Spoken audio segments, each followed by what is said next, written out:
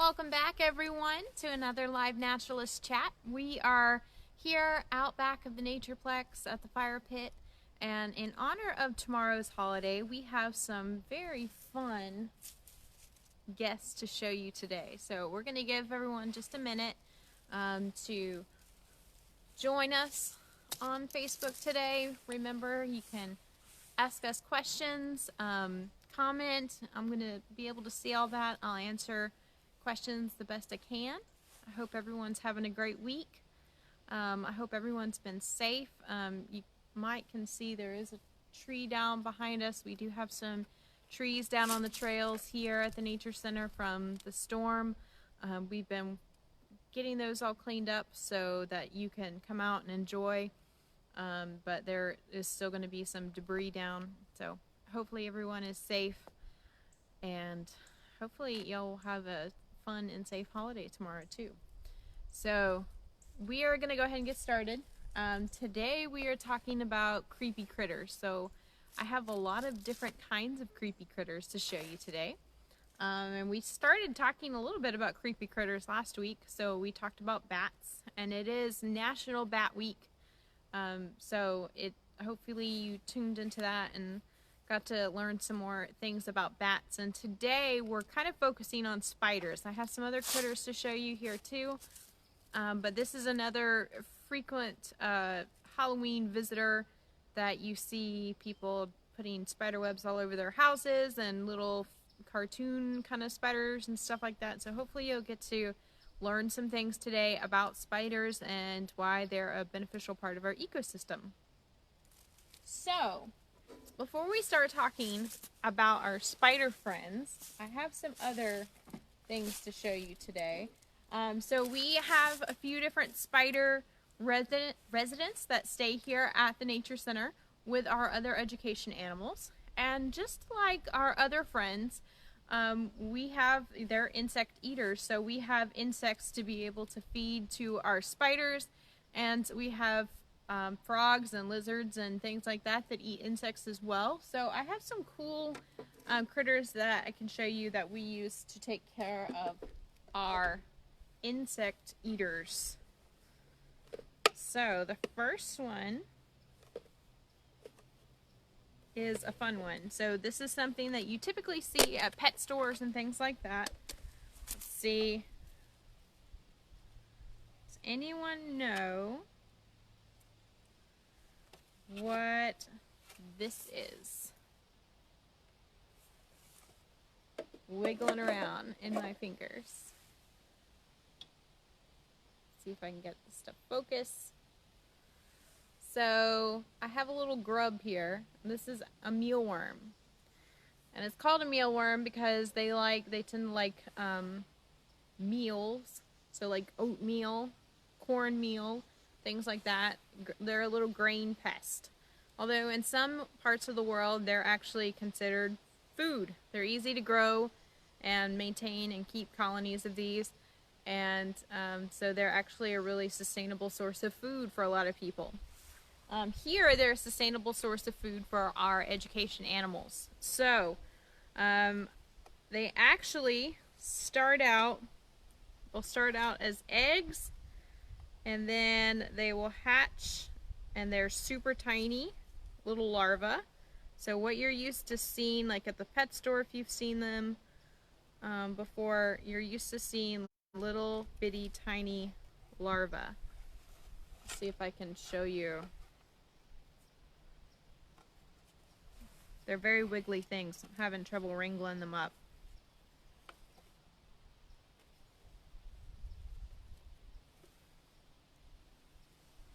So little, and I dropped it. Little tiny things. So little bitty tiny things there. And then I showed you, this is full grown in the larva phase, and then they go through metamorphosis and they pupate and they become adults. So we feed them oatmeal and potatoes, and there's a bunch of adults in there, and the adults are little tiny. I'm gonna have to swap my camera around so you can actually zoom in on these.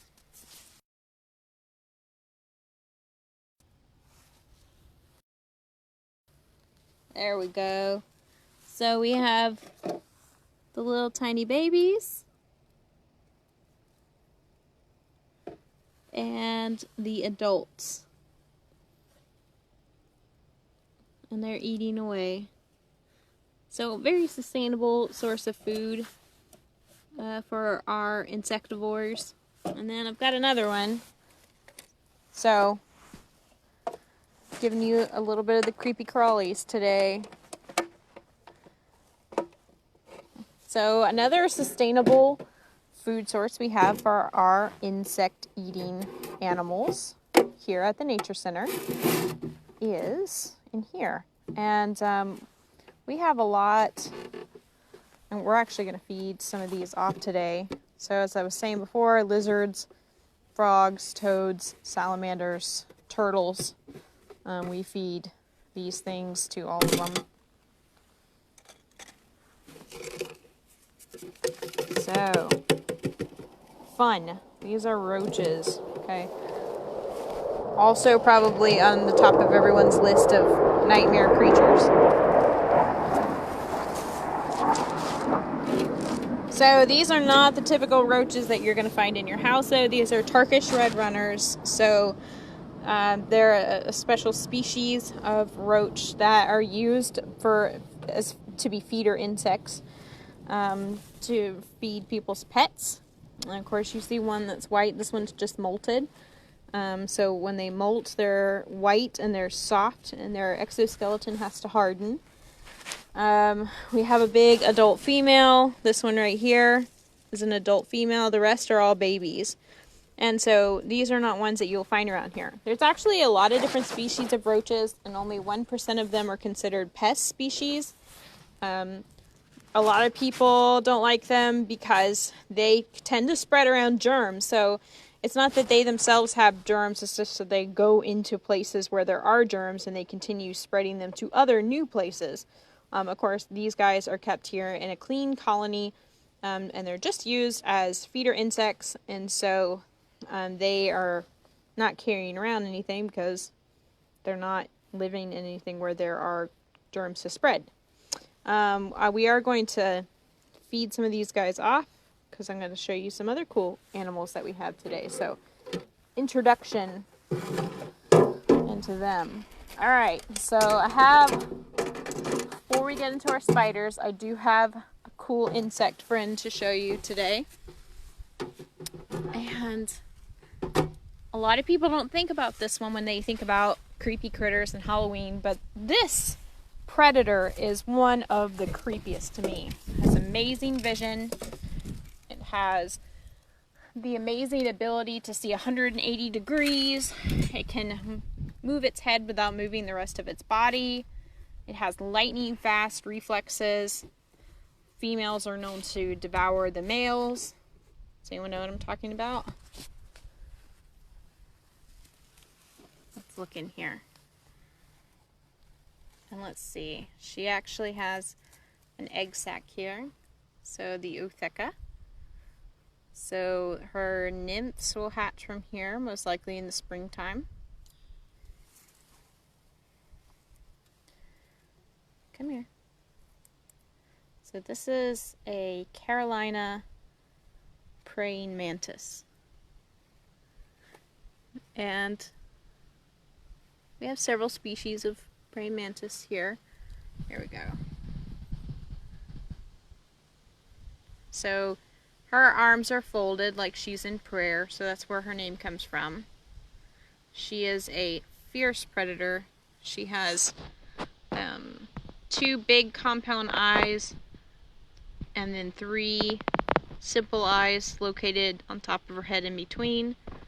Antenna. She's an insect, so she has 3 body parts, 6 legs, 2 antennae. And she is a predator. She's a meat eater. She eats a lot of different things. They're very valuable to have around because they do eat, lots of pest species, and they can try to take on things way bigger than they are. So Some even will try to take on birds and things like that. And I want to see if she will eat for us. Because her reflexes are quite impressive. And you don't really understand quite how fierce of a predator they are until you see them in action. So this is my creepy critter. This is what I think of when I think of Halloween and creepy critters, right here. Not what most people do. Of course, she's harmless, but she's super cool.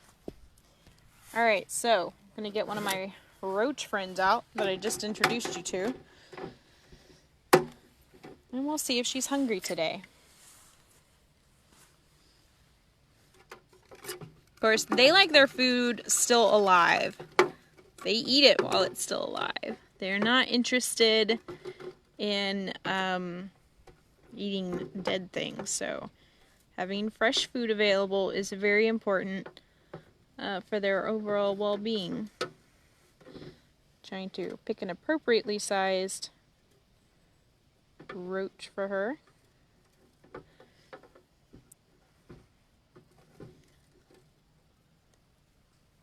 Alright, so don't blink or you might miss it.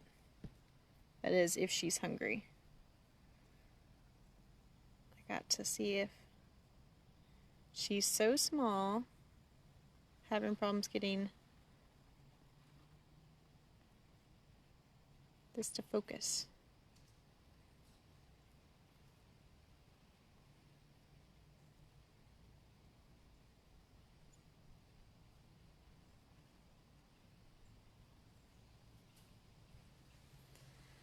She jumped.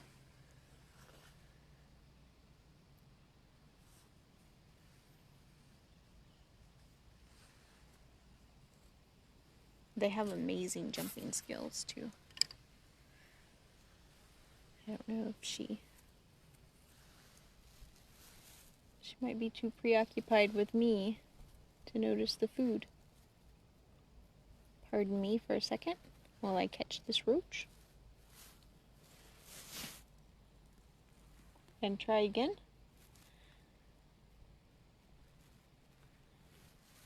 Maybe I can corral it over to her. She doesn't seem to be interested right now. Maybe she's a little camera shy.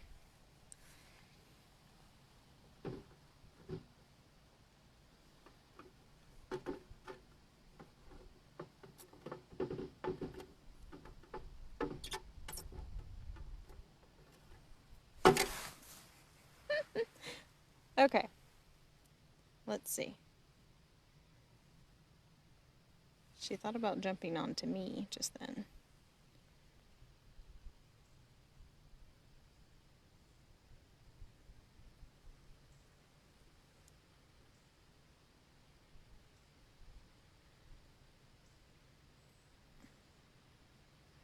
You gotta let go of this. So she's grabbed it. Of course, their forearms have these hooks and little claws so they can stab and grab and hold on to their prey.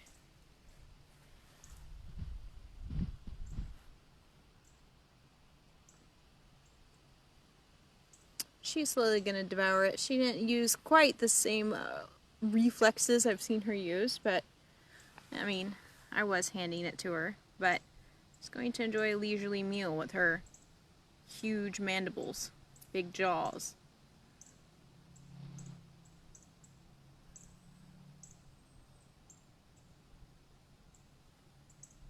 Alright. Glad you're happy. We can move on to some other critters now.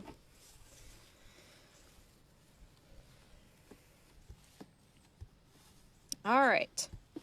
So, on to talking about arachnids. So, an arachnid is a whole group of arthropods, and they have a few things in common. They all have the exoskeleton, so we're talking about invertebrates, so they share that with insects. And they include a few different types of animals. So they include mites. They include harvestmen, so like your granddaddy longlegs. They include scorpions. And they include spiders, which are the most well-known of the arachnids. Now we have in here Alabama's species of scorpion. I actually have several in here. One is the mama. And she's a full-grown adult female, and as you can see, she has some little babies running around in here as well. And so if you're finding a scorpion here in Alabama, I can't speak to other places, but here in Alabama, this is what you're going to encounter.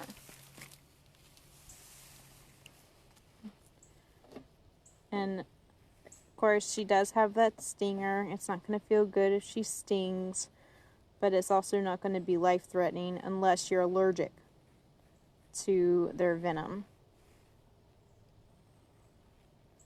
She says she's going to sit here and try to play dead, hopefully not move.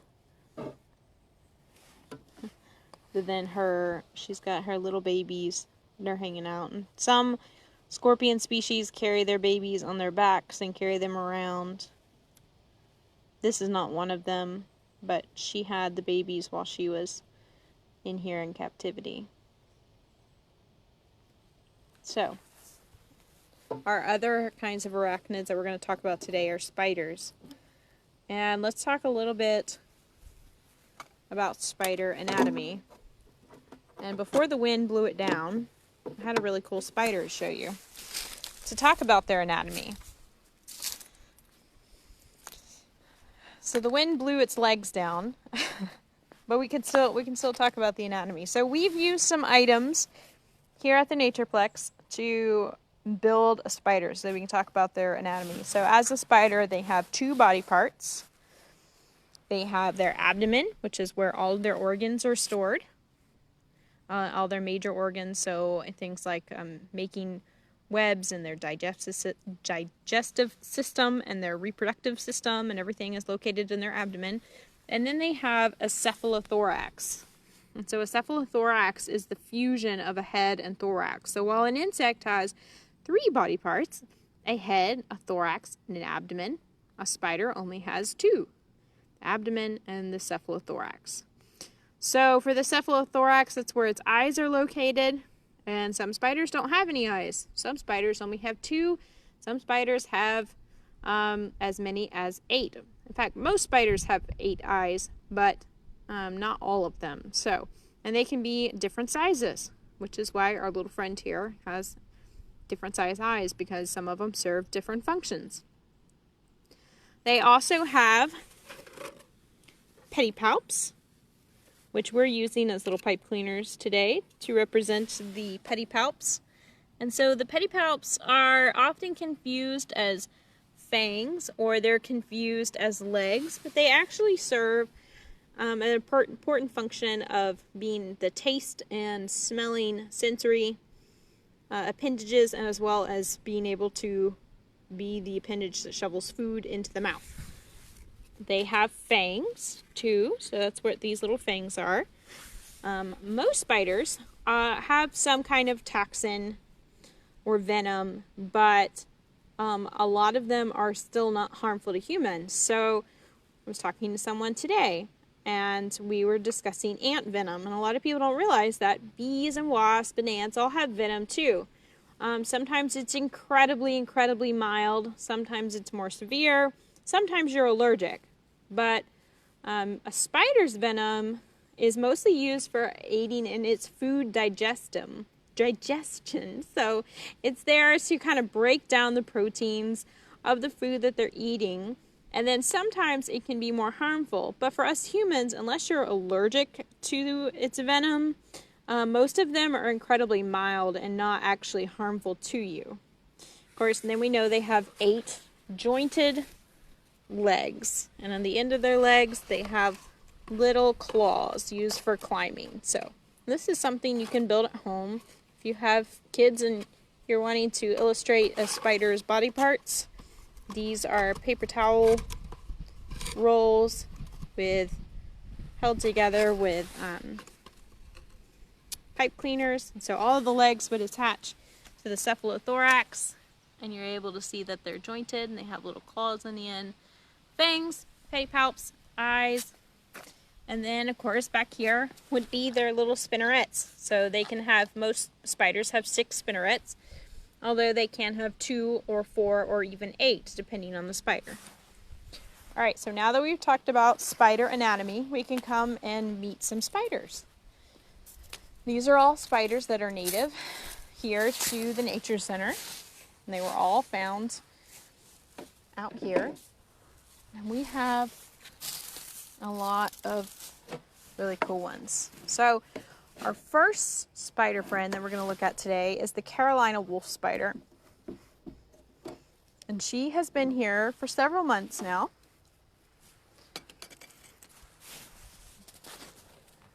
Let's see, where are you at? There she is. So wolf spiders are known to be hunters, so that's where their name wolf comes from. It's the fact that they go hunt their prey. So unlike a lot of spiders that sit and wait in a web and wait for food to come to them, the wolf spider goes out and hunts. So she can make a little web, but most of the time she only makes a web for her babies. Or she uses her silk to make an egg sac, which if you look, she has an egg sac attached. This is her 4th one this year since we've had her. She has a furry little body. You can see she has, it's hard to kind of see, but she has her little eyes there. You can see she has pedipalps. She also has fang coverings, so a lot of times people look at a spider and they think that, oh my gosh, those are huge fangs. Well, she actually has little coverings, little flaps that come down over her fangs too. So what you're seeing a lot of times is the fang coverings. So she goes out and she hunts down other insects, maybe other spiders, and will consume them. She's carrying around her little egg sac because she doesn't have a web to leave it in, so that's what she'll do. She'll carry it around. And when they hatch out, they actually stay with her for about a week. And they will be all climbed on top of her body, and she'll carry them around on her back. And then they'll eventually disperse. If for some reason she has to scatter them, if there's a predator or something, they'll all scatter, and then they'll regroup and she'll resume carrying them. So they are great mothers.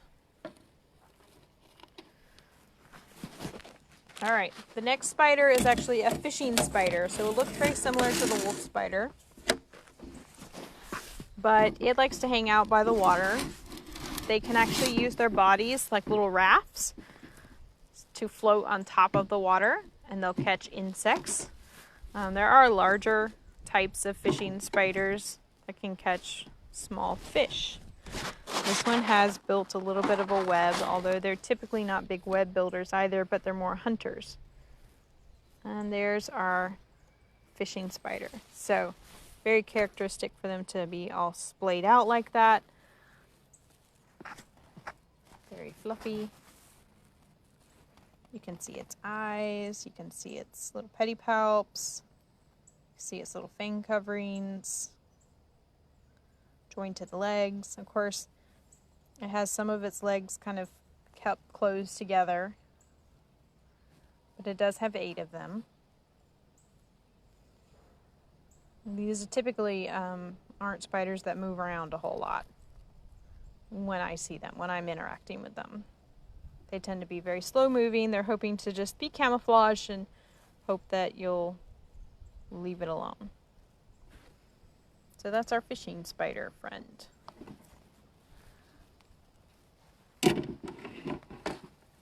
All right. I do want to come back over. I forgot I was going to see about feeding our Carolina wolf spider. Seeing if she would eat.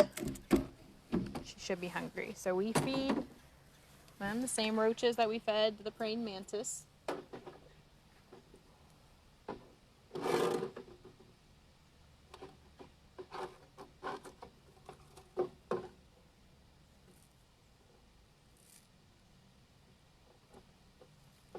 All right. I've seen her go after prey pretty quickly too. Oop. Sorry. Didn't mean to scare you.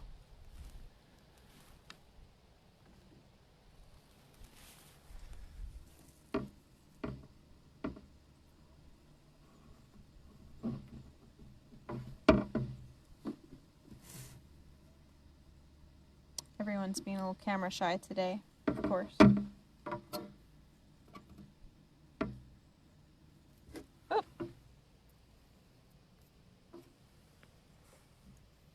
Yeah, I don't think she's hungry, or else she would have snatched that up by now. Probably a little disturbed at why it's suddenly so bright. So we will leave her alone.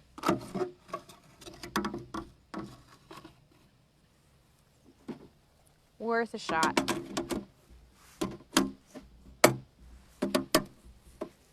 All right. So we are going to talk about venomous spiders. So as I said, a lot of these have a toxin, but not all of their toxins are harmful to humans.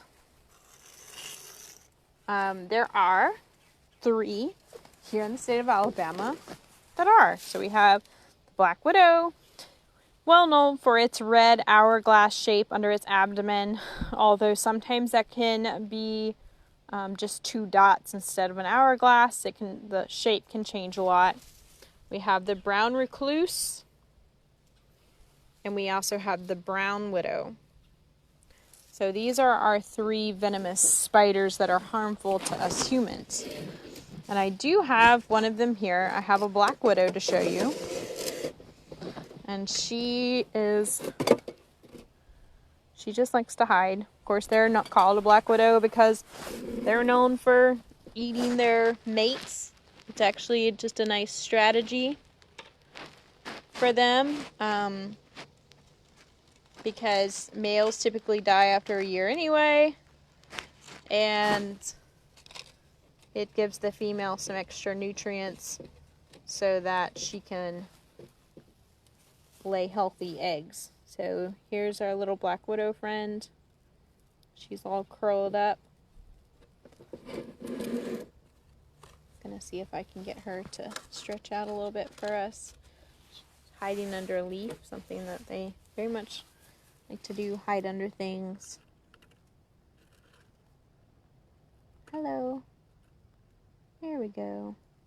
So you can see she has some red markings on her abdomen, on top of her abdomen, but if I can get her to roll over, you can see that very nice, just saw glimpses of it, of her hourglass on the bottom of her abdomen. Yeah, I know. She's put some silk on this stick.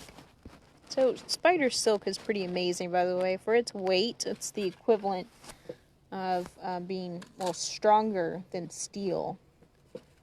And their different spinnerets actually allow them to make different kinds of web for different reasons. And so some of it, like the web she was putting on me just now, is just security. If she thinks she's going to fall or something, she can put that web on there as a anchor to anchor herself. And web actually is initially a liquid, and then it hardens into a solid, and so it's stretched and pulled kind of like taffy. And so their different spinnerets will create different types of silk for different purposes. All right. So I have orb weavers now. And the first orb weaver that I want to show you is pretty cool. Has a cool story. I actually have a scary story about it. Perfect for Halloween. Scary story time. So my scary story starts with this. So this is the nest of a mud dauber. So this is one of the organ pipe mud daubers that are here. Of course, it looks like pipes of an organ. This was originally attached to a wall that's made out of clay and mud. If I flip it over, I can see that there are little spiders all through here. So the story is that the mud dauber, which is a type of solitary wasp, you might see these all grouped together, lots of them, but they're not forming a big collective nest. They're not a family, they're solitary. So one female might choose to build this with a bunch of others, but she doesn't really care much about them. So that means that they're not aggressive. They're not defensive over their nest or anything. So these guys will, the female will build these, and then she will go and collect whatever her host is. So for her babies. So for different ones have different hosts. There's big cicada killers that prey on cicadas. There are ones that prey on mostly grasshoppers.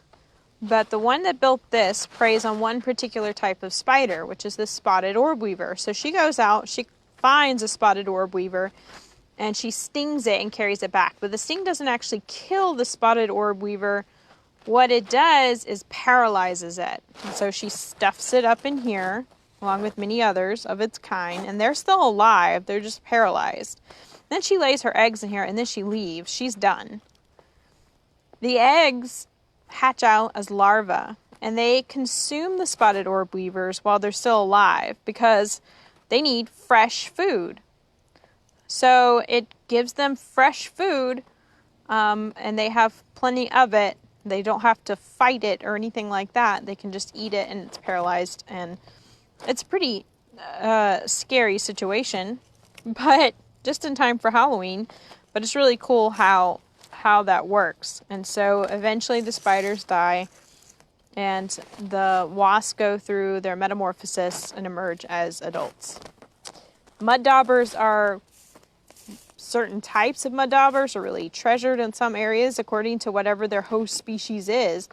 If their host species is something that is a nuisance or a pest, then having these mud daubers around that are going to go and target that animal is pretty cool. So this is our spotted orb weaver. So one mud dauber's prey item.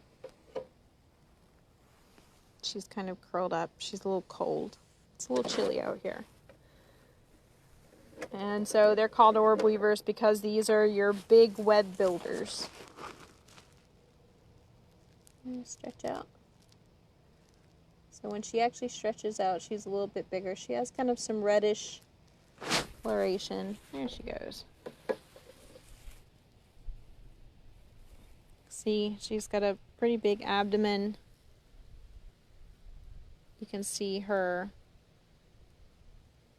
pedipalps right there. They look like little tiny legs.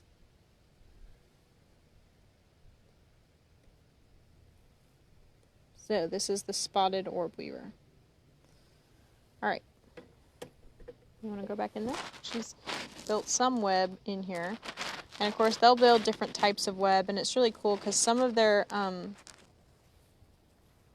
spinnerets make sticky web, some just make strong web, and so as they're making their web, some strands will be there for strength, some are sticky to catch their prey, some are just there so that they can feel vibrations of something walking across their web. Alright, let's move over here. We've got another couple of orb weavers. This one's pretty well recognized by a lot of people. This is the spiny back orb weaver, oftentimes called a crab spider. So it looks like a little crab, and a lot of times they have little behaviors where they take their front legs and raise them up like a crab does its pinchers. But it's a spiny back orb weaver, and look, there is this little egg sac. So that was laid last night. So there, she has a different kind of silk for making her little egg sac. She would normally lay it underneath a leaf. And the eggs will hatch out in about 10 to 13 days. And they'll hang out in that little egg sac for another few weeks. And so oftentimes not really emerging until spring when the weather's a little bit better. The life cycle of an orb weaver is only about a year, so once they lay eggs, they're pretty much done. All right. And so for our last friend, we have one of my favorites, which is the golden orb weaver, oftentimes called the banana spider. Of course, banana spider refers to a lot of different species. Come on. Including a lot of species that are not native, but, all right, hang on.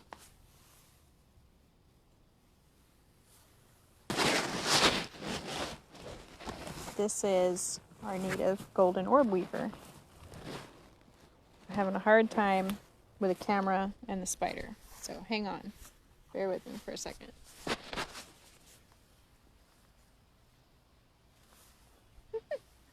All right. I need some assistance, please. So I've temporarily lost golden orb weaver.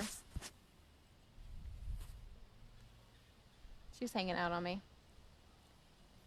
Holly.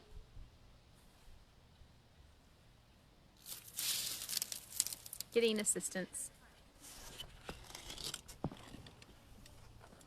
So I want to talk about her for a few minutes. I've lost my friend. Is she on me? Oh, she sure is. Did I have to pick her up? Yeah. Okay, then. Okay. Perfect. Thank you. All right. Friend is back. So now I have the camera mounted so we can take a look at her. All right. So she has these cool little pointy legs. She has the two body parts like I talked about. Let's see. I want to get a nice view. She's a very docile spider, so she's nice to be able to handle, and she's large enough that you can look at some of these features that she has. So she has those pedipalps. You see those kind of dragging my hand. Of course, she's connecting web everywhere she walks, so I've pretty much been wrapped up in web now. And that's so that if she falls, she'll have something to anchor herself to, so she won't go falling. She'll actually just hang by her web.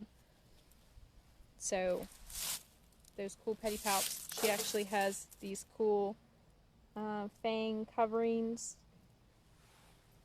Let's see. Are you gonna be still for a second so we can look at this? Let's see.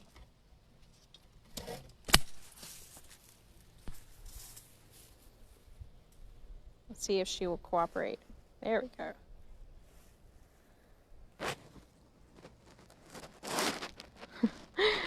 She's moving. So this is about the time when it starts getting really cool at night. These guys won't be sticking around.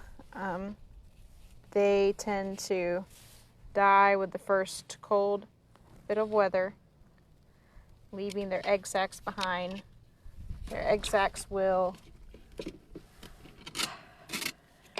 hatch out in the spring. So sadly, this is about the end of their time. Of course, this is a female. Males are much, much smaller. Their webs can be huge across large openings that can be up to 2 feet across. And of course, they build them in those large openings because it's a pathway for insects to fly through and be trapped in their web. Very large spider, but very docile. Harmless to humans. If they can bite, and it's not going to feel all that great, but they don't have the venom that black widow or brown recluse would have.